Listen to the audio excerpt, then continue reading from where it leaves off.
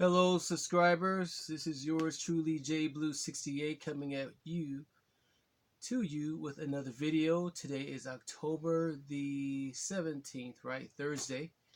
And got a bit of quick news I want to share with you all that you probably have heard already. This is probably old news. Old news. I've seen it on a few other channels, and I thought that I would share it on my channel as well. Before we get into this quick news, I just want to say thank you to my subscribers. Thank you for subscribing to my channel. Please continue to do so. Hit that like button, share, and subscribe. Tap that bell so you can get more videos like this as I post them immediately. Well, the news is that Mr. Kevin Feige, president of Marvel Studios, has gotten a promotion, and I'm going to read to you the news that was shared to me um, by way of the internet, of course. It says that Marvel Studios president Kevin Feige has been given a promotion. Congratulations, sir. Adding to the title of Chief Creative Officer for Marvel, in addition to his current job. And just a couple of weeks back, they announced that he would be producing movies related to these folks here, Star Wars. So, wow. As a result, he will now be responsible for the overall creative direction of Marvel storytelling across all its mediums. That includes comic books, film, TV, and animation. They didn't mention video games, but I'm sure that's part of it as well. As a result of this, Marvel TV and Marvel Family Entertainment, which is controlled by Marvel Entertainment Chairman Ike Perlmutter, uh, Perlmutter, if I'm pronouncing his name right. And I read about this Ike guy. He's a Trump supporter and kind of a jerk, from some things I read about him. So that's good. He's going to be replaced. Excellent. So all the company's key creative executives across film and TV will now report to Mr. Feige.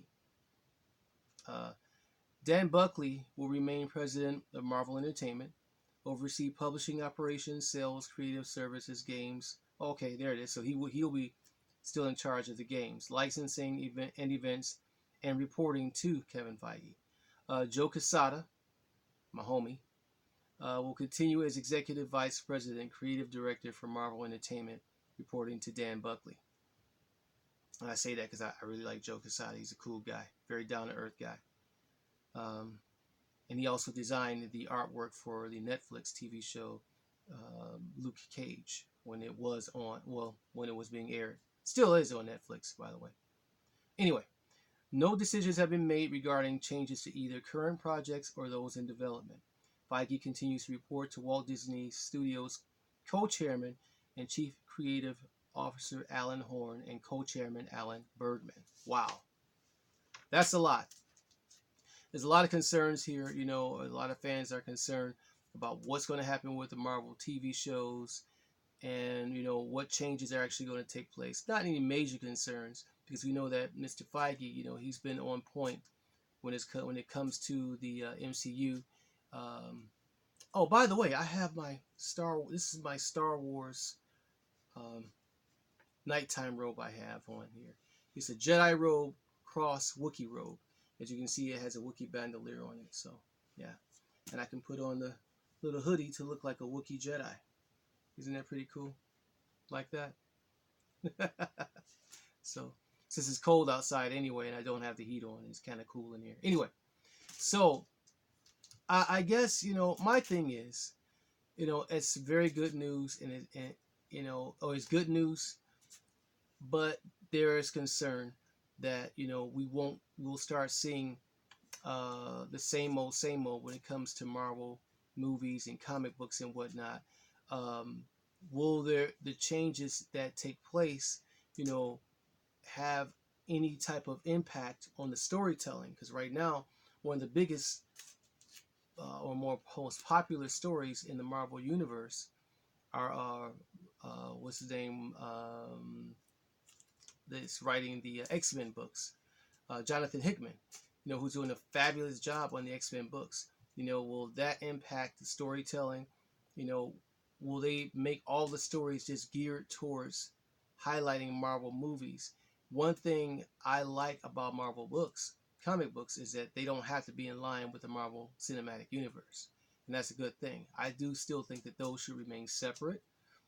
And one thing that Marvel has always done before this promotion is that when they get ready to come out with a movie, they'll come out with a comic book highlighting the cinematic universe and the events that are taking place there. So I hope they continue to do that. Don't make all the movies, or all the comic books, I should say, replicate the movies or be tent poles for the movies. Um, you know, that I think would be a big fail and a big problem. Um, they should always have separate stories and separate events. Keep everything separate as it stands at this current time. And also, I don't want to see any Mickey Mouse ears on my comic books. If you're watching this, Mr. Feige, I have much respect for you. Also, Mr. Feige, if you're watching this, like and subscribe on my channel, and all people at Marvel Entertainment too. Like and subscribe on my channel. I'm a huge Marvel fan. I support Marvel all the way and everything they do. Congratulations to you, Mr. Feige. Um, I'm hoping that all the people that are on the creative teams will stay there, like Jeff Loeb, of course, too, who's been in charge of Marvel TV for a while. But all of them, I think, are just going to be reporting to Mr. Feige. I honestly think Kevin Feige is a comic book fan himself. He knows how we feel as comic book fans. He feels what we feel.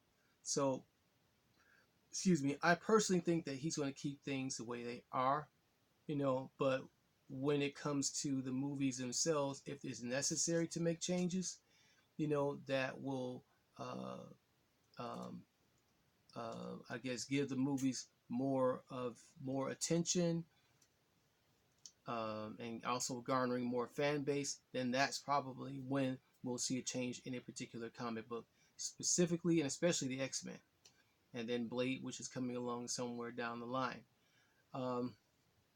And then with these changes, I also believe that at some point in time, we will see more alignment with the TV shows, aligning with the movies, as we didn't see that a lot with Agents of S.H.I.E.L.D. We didn't see it a lot with Agent Carter. We didn't see it with a lot of with any of the Netflix shows. I mean, there were subtle hints, but nothing really uh, groundbreaking and really concrete for fans to satisfy fans as to the connection, as they always were saying it as back in the past, that it's all connected. Well, I think now we will finally see that it actually is all connected. So I don't know. I'm for it, not against it. I'm a little worried and a little concerned, but let me know what you all think. What are your thoughts about this? I know Mike, who's going to be watching this video, has a lot to say. And he's probably saying we should have done this video together. And when he sees the video, and I agree, but time limits and constraints, my brother, if you're watching. But in any case, everyone, please put your comments below what you think was how this is going to be impacted across the entire Marvel universe, Marvel comic books, Marvel games, etc., etc., etc. I'm not feeling any kind of way about it. Like I said, I'm neutral, but I am a supporter of Kevin Feige, as he is a supporter of us as fans, and they've gone 10 years, with huge success with the MCU, and I believe that they're gonna have another 10 years of successful films on both the streaming network, which I am going to get. That's November the 12th, the Disney streaming network.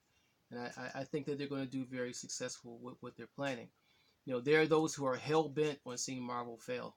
And, just want to see them, tumble into the ashes. But I'm not one of those guys. I'm for them. So, again, let me know what you all think. I'm going to end this video. C'est la vie. Good night. Hasta la vista. Peace, love, and hair grease.